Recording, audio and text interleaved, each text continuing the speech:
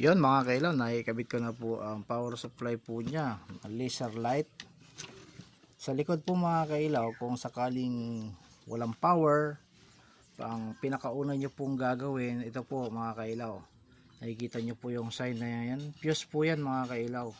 Ang gagawin nyo po yan, kukuha lang po kayo ng flat screw, tapos kakalsuhin nyo po yan, parang ikakalsun nyo po yan, tapos itutulak nyo lang po ganon.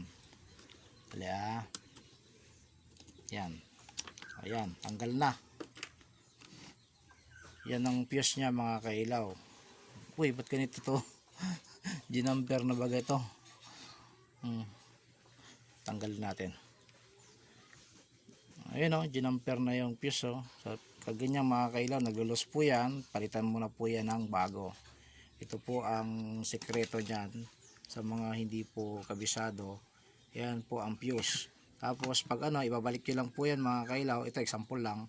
Ibabalik nyo lang po ulit siya. Ganyan. Saka nyo siya itutulak. Yan. Isasalpak nyo lang ulit po siya.